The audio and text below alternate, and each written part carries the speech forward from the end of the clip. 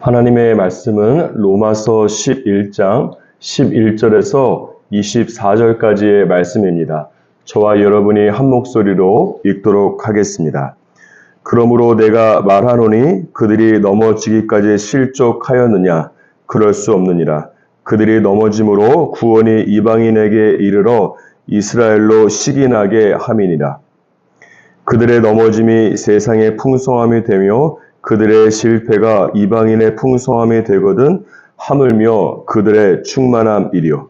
내가 이방인인 너에게 말하노라. 내가 이방인의 사도인 만큼 내 직분을 영광스럽게 여기노니 이는 혹 내 골육을 아무쪼록 시기하게 하여 그들 중에서 얼마를 구원하려 함이라.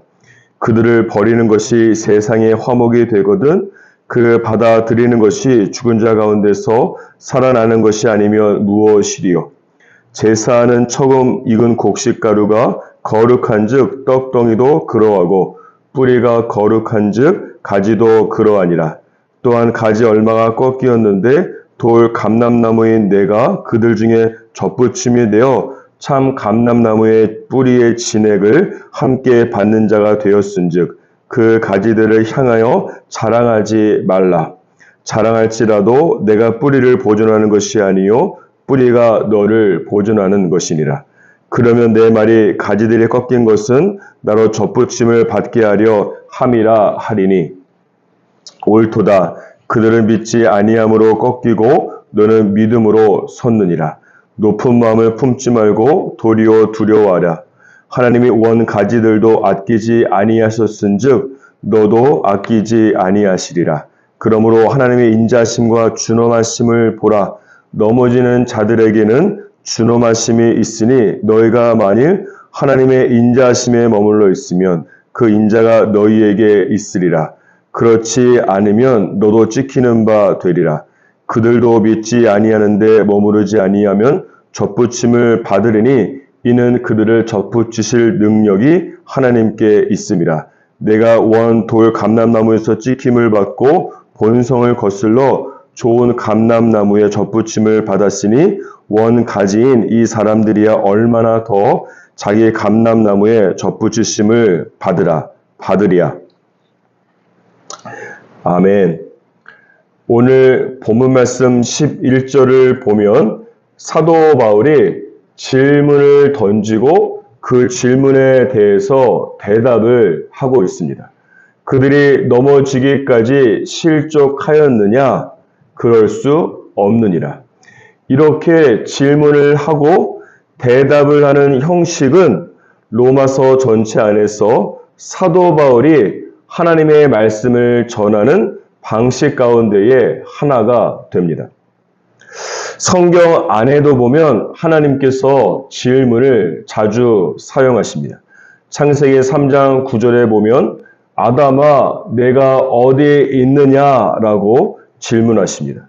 또한 마태복음 16장 13절에 보면 예수님께서 제자들에게 사람들이 인자를 누구라 하느냐라고 또한 질문하십니다.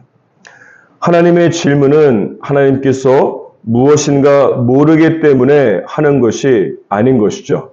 하나님께서는 질문을 던지시고 그 질문을 통해서 당신의 백성들로 하여금 막혀있던 어떤 문제나 상황에 대해서 어떤 관점으로 바라보고 생각해야 되는지 말씀해 주시는 하나님의 음성입니다.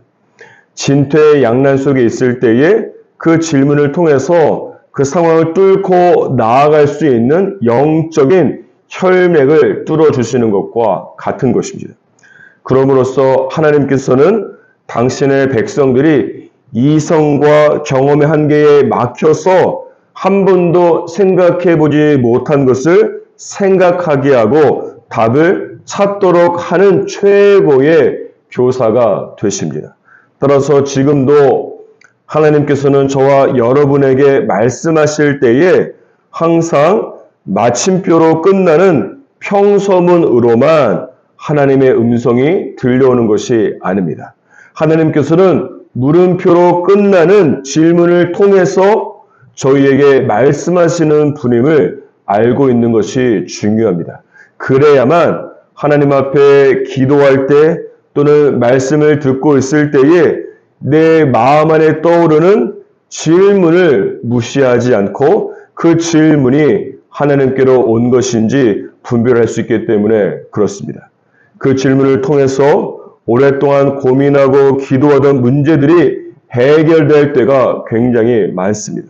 그래서 이사야 9장 6절에서는 하나님을 무엇이라고 말씀하고 있습니까? 기묘라 모사라 원더풀 카운셀러라고 말씀하고 있습니다. 여러분 상담을 받아보시면 알겠지만 상담사는 답을 제시하지 않고 상담을 받는 사람으로 하여금 생각하게 하고 다른 관점 등을 제시하면서 스스로 문제를 해결하도록 돕는 사람이 아니겠습니까? 그러므로 원더풀 카운셀러이신 기묘나 모사이신 하나님 앞에 기도와 말씀으로 머물 때에 내 마음에 심어주시는 질문을 통한 하나님의 음성을 들을 수 있기를 주님의 이름으로 축복합니다.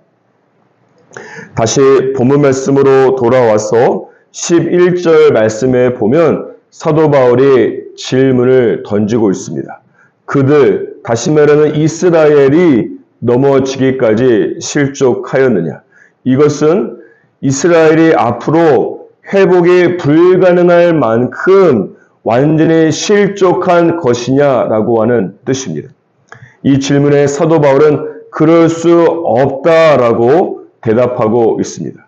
오히려 사도 바울은 11절과 12절 말씀해 보시면 이스라엘이 넘어진 이유가 있다라고 말씀하고 있습니다. 그 이유는 무엇입니까? 그것은 이스라엘이 넘어짐으로 말미암아 구원이 먼저 이방인에게 이르게 하기 위함이라고 말씀하고 있습니다. 사도 바울은 어디를 가든지 유대인의 회당에 먼저 들어가서 유대인들에게 하나님의 말씀을 전했습니다.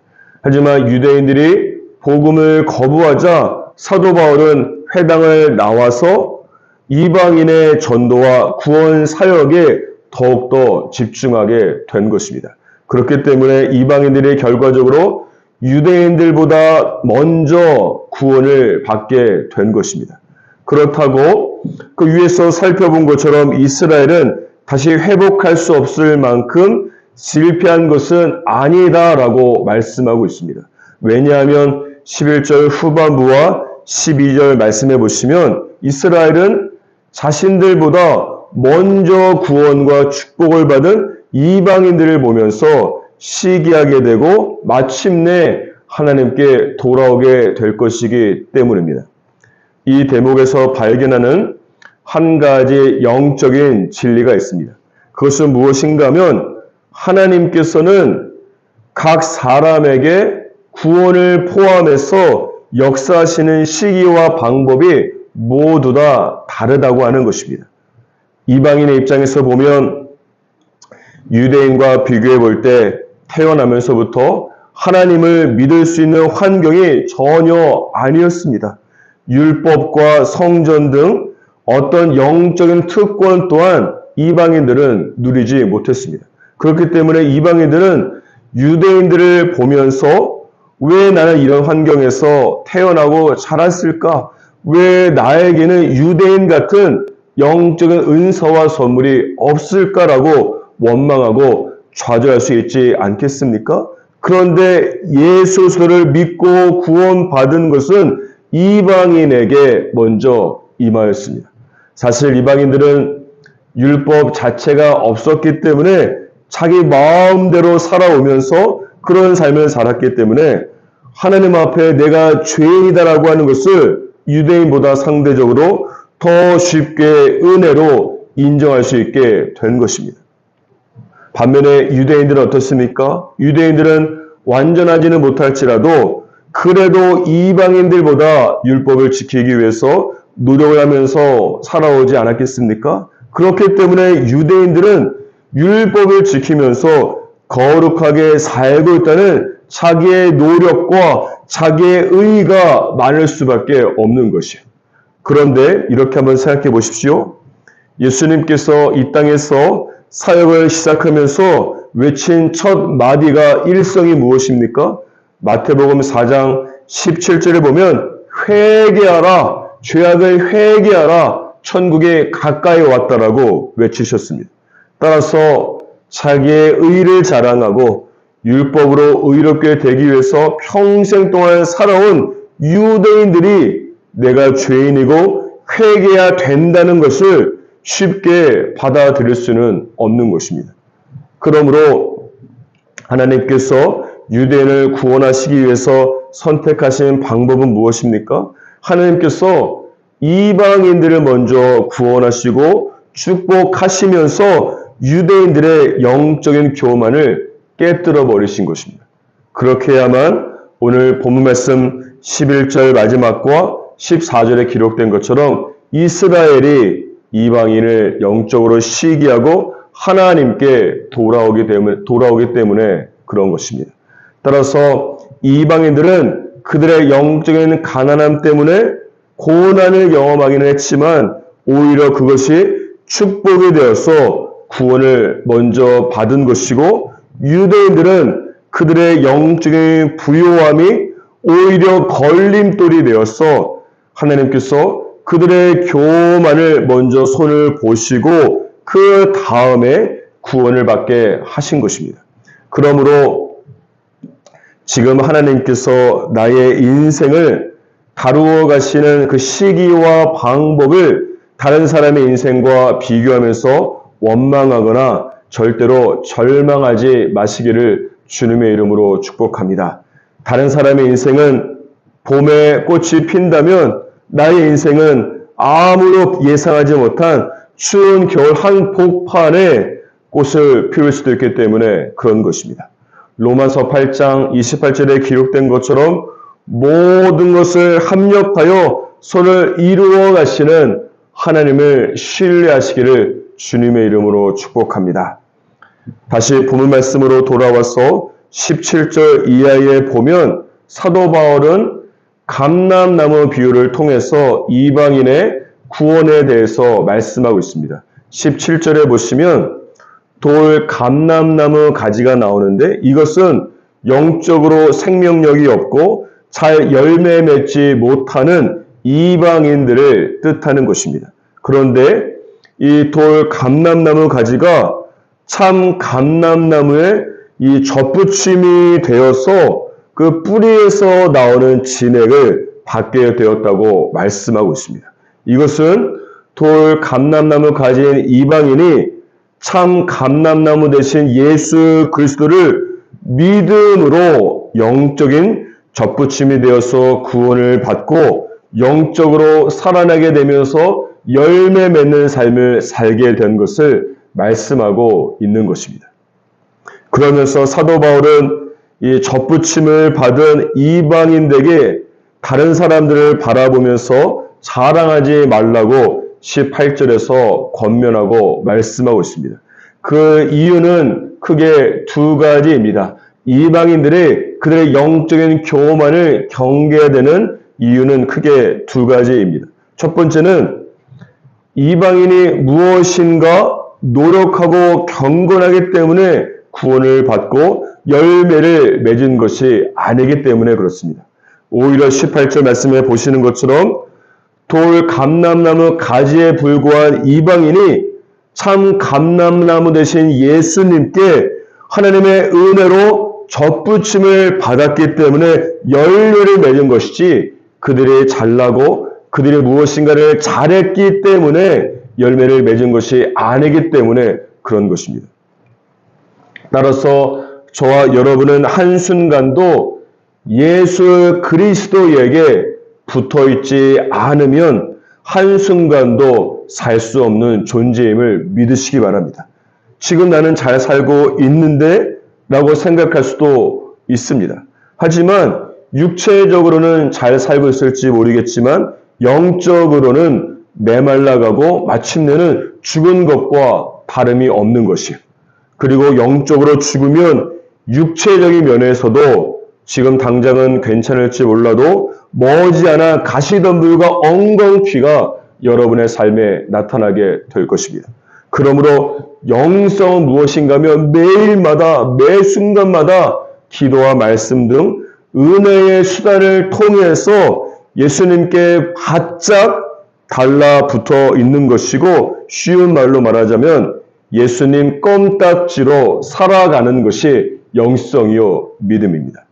예수님 없이 내가 살 수 있다고 생각하는 것이 그 교만이고 죄악으로 이어질 뿐만 아니라 그 결말은 바다를 떠나 물고기가 말라 죽는 것처럼 반드시 모든 면에서 생명을 잃게 되기 때문에 예수님께 믿음으로 접붙임을 받은 저와 여러분 모두는 매일마다 믿음으로 은혜의 수단을 통해서 예수님 껌딱지로 살아가는 저희 모두가 되기를 주님의 이름으로 축복합니다. 두 번째는 이방인이 영적으로 자랑해야 되지 않는 이유는 무엇인가 하면 이방인 또한 계속해서 참 감람나무에 붙어있지 않으면 언제든지 유대인들처럼 잘려 나갈 수 있기 때문에 그렇습니다. 21절에 보십시오. 예를 들면서 참 감람나무 뿌리의 진액을 처음부터 먹고 자라난 참 감람나무 가진 유대인들조차도 죄악으로 인해서 찍히게 되었다고 말씀하고 있습니다. 위에 이런 두 가지 동일한 이유를 살펴본다면 한때 찍혀져 나간 유대인들도 예수님께 돌아오기만 한다면, 예수님께 붙어있기만 한다면 다시 한번 뿌리의 진액을 먹으면서 다시 접붙임을 받으면서 하나님께 돌아오고 생명력을 받을 수 있다라고 말씀하고 있습니다. 따라서 중요한 것은 무엇인가 하면 참 감람나무의 뿌리의 진액을 공급받지 못하도록 방해하고 가지를 갉아먹고 메마르게 만드는, 그래서 이 가지치기로 찍혀 나가도록 하는 이 죄악을 항상 경계하고, 죄가 나를 죽이기 전에 내가 먼저 그 죄를 죽이는 것이 가장 중요합니다. 저와 여러분 모두 육신의 옷을 입고 있는 이상 죄 앞에 그 누가 안전하고 자유로울 수 있겠습니까? 따라서 저 여러분 모두는 고린도전서 15장 31절에서 바울과 같이 나는 날마다 죽는다라고 고백하고 결정하는 삶을 살아야만 되는 것입니다. 일주일 동안 죄와 싸우기, 한 달 동안 죄와 싸우기, 이렇게 원대하게 죄와 싸우면 백전백패할 수밖에 없습니다. 그렇게 하지 말고 일단 오늘 하루 죄와 싸우기, 오늘 밤에 죄와 싸우기, 이렇게 짧은 시간으로 매 순간 날마다 죽기로 결정하며 나아갈 때에 죄와 싸워서 이기는 저와 여러분이 될 것입니다. 그럼으로써 시편 1편에 기록된 것처럼 사계절을 따라서 잎사귀가 마르지 않고 화실을 맺는 저와 여러분이 되기를 주님의 이름으로 축복합니다.